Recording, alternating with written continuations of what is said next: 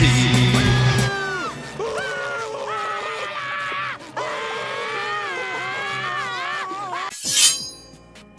Hey guys, Vox here, and welcome back to another episode of Crystal Clear. Before I jump into this episode, I would like to announce that the Roundtable has launched a Patreon. While obviously it's optional and you don't have to pledge any money to it, it would really help us out, help me out, and help speed up production on videos outside of Crystal Clear.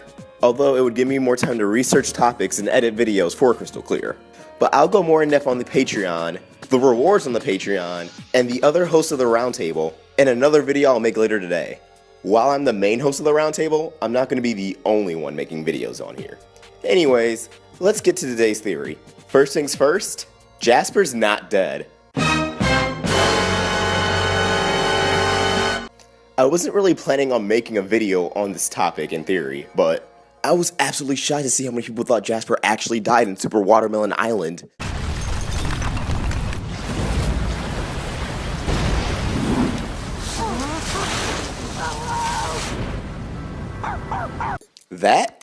That wasn't a death. That was the writers putting Jasper aside so they could focus on the development of Lapis and Peridot. I mean, could you imagine the stress on the show if they had to focus on Lapis, Peridot, and Jasper, developing them all at the same time? I'm no showrunner, even though I like to be in the future, but I don't think they could have done that in a way that would have been satisfying for the viewer. With that being said, it looks like these next few episodes of Steven Universe will be more laid-back, slice-of-life fun episodes. At least if Steven floats in Too Short to Ride is any indicator. But I'm sure after those batch of episodes, Jasper will return. We know little to nothing about her character. And believe it or not, she does have character. On September 10th, 2015, Matt Burnett, one of the writers of Steven Universe, stated this about Jasper. She's probably a white, blue, red, a complicated character, as people will eventually find out. Now this tweet only has 30 retweets and 54 likes, so it's not that surprising that not many people know about it. But we haven't seen that complicated character from Jasper yet. We've only had her in the Return and Jailbreak, a trippy sequence in Chilited.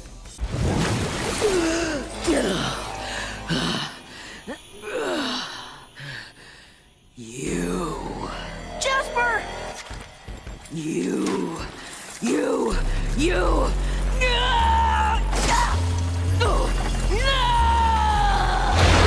And of course, Super Watermelon Island. But what does white, blue, red even mean? From what I can gather, this is a reference to Magic the Gathering. So I'm going to try to explain this while understanding it myself. Now, according to the Magic the Gathering wiki, white is the color of order, light, and healing. White creatures lay down the law and enforce it. Yep, sounds like Jasper. Many white cards represent knights, castles, and soldiers. Yep, sounds like Jasper. Others represent creatures that live on the plains. Angels are powerful protectors in the sky, and clerics protect the weak and injured. It is not necessarily good, though white will often present itself in this way. So yeah, Jasper definitely enforces the law. And although we haven't seen her protect the weak and injured, I could imagine her protecting injured gems on Homeworld, or injured Homeworld gems during the Gem War. Although I can also just picture her yelling, "Get up!" and laying down some tough love on them. Next up is blue. Blue is an ally of white. The color represents the deep sea and endless sky. The strength of blue magic lies in trickery and manipulation. Yep, sounds like Jasper, forcing Lapis to fuse. Come on. Just say yes. Blue mages work behind the scenes, scheming and stealing secrets, controlling their environments completely before making a move. Blue spells and abilities focus on borrowing opponent's card and drawing the right card at the right time. With the power of blue, call wizards and weird beasts of the air and oceans to serve you. From what we've seen, Jasper is pretty tricky and very manipulative. And I don't mean just trying to force Lapis to fuse. She's verbally manipulative, trying to put Garnet down for her being a fusion, trying to make her feel weak, trying to make all the crystal gems feel weak. Some lost defective pearl, a puny overcooked runt, and this shameless display? Your base is taken. Your armies are ruined. You have failed. Fusion is just a cheap tactic to make weak gems stronger. Quit embarrassing yourselves. I've seen what you really are. You only beat me because you're a fusion. How long did they keep you trapped here on this miserable hunk of rock? They kept you prisoner. They used you. The manipulation is strong in this one. Next up, and finally brings us to red, which is interestingly enough, an enemy of white and blue. Red comes from the mountains and the fiery heat of the world itself. Red magic is filled with fire, frenzy, and storms of rock and lava. Its creatures are warlike and dangerous, ranging from mighty dragons to hordes of rampaging goblins. Mages who master red magic have no patience for talk. They act quickly and recklessly. Red mages can channel their wild emotions to crush the ground you walk on, or to wield flame like a living weapon. Yeah, this really aligns with Jasper. She's definitely warlike, she's definitely dangerous, she definitely has no patience. The whole point of coming here was to check on the cluster. Stop singing! Rose Quartz takes priority. Get back to the bridge and set a course for Homeworld. And she definitely acts quickly and recklessly. So now that we have all the colors down that Burnett said represented Jasper, we can get a feel that she can be caring. She most definitely has a soft spot for her somewhere. But she puts the law of Homeworld first. She lives to serve. But she's reckless and impulsive. She speaks with her fist, not her words. To her, battles are a conversation. So, for someone like Steven to get through her, to help redeem her, is going to take a lot of work and a lot of effort. But it could be done. Keep all of this in mind for my theory. And before I go into my theory, I want to discuss another popular theory that some people are taking as fact. That when Jasper fell off in Super Watermelon Island, she began falling all the way down to the cluster, and that she'll land there and unbubble the cluster, or even fuse with it.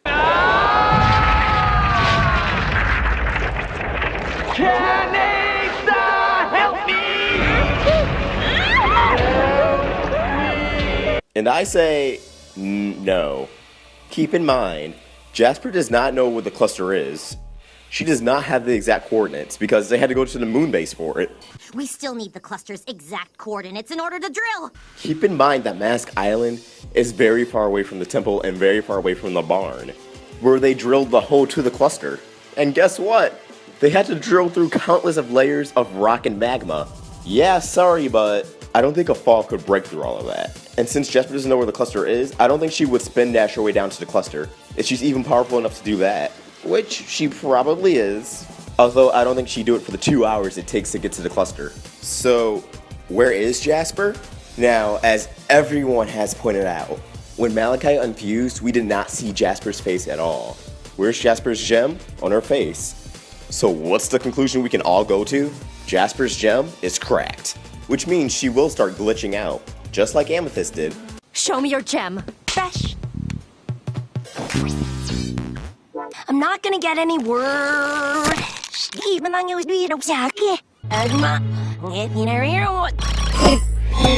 And if they don't do something soon, she may start becoming corrupted.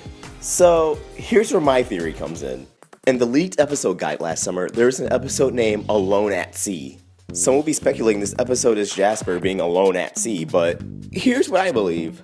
Somehow Steven will get stranded on a boat, or one of those little floaty boats. How? Well, any reason really. He could be fishing with Greg. He could get sucked into some onion shenanigans. After all, Yellowtail does have a boat, which he's always on. It's not out of the realm of possibility that Onion would prank Steven and leave him stranded at sea. Well, why doesn't Steven just use his floating powers? That could work too. Once he's stranded at sea, Steven starts floating home. And what does he see? Jasper floating alone. Because Steven is the lovable, kind person he is, he's gonna go check up on her. When he discovers that her gem is cracked. And she's definitely glitching out. Jasper, of course, doesn't want his help, and tries to fight him, but once again, because she's glitching out, she's pretty vulnerable and weak. Which sparks the Jasper redemption arc, in which we finally get to know that complex character Jasper is. She begins to open up to Steven, but also tells Steven about the Dark Gem War, and Rose's dark side. And we finally get to know the warrior, the rebellion leader that is Rose Quartz. It can't all be sunshine and rainbows. Jasper and her redemption arc will bring to the table a side of Steven Universe we have yet to fully explore. But these are all my thoughts and ideas. And with that being said, this episode of Crystal Clear has come to a close. If you enjoyed this video, please like and subscribe. It really helps me out. If you have $1 or $2 to spare, pledge to our Patreon. The more you pledge, the cooler the bonuses. And of course, comment your thoughts down below. The point of these videos is to create a discussion. Awestruck Vox, signing out. People see me and think they're safer. No. But it's not really me they're seeing. No! Probably for the best. No! No! No! Sounds as scary as it feels. Isn't this all like way nerve-wracking? Well, guess I'll see you inside. Bye. Holy whoa, I just talked to a girl!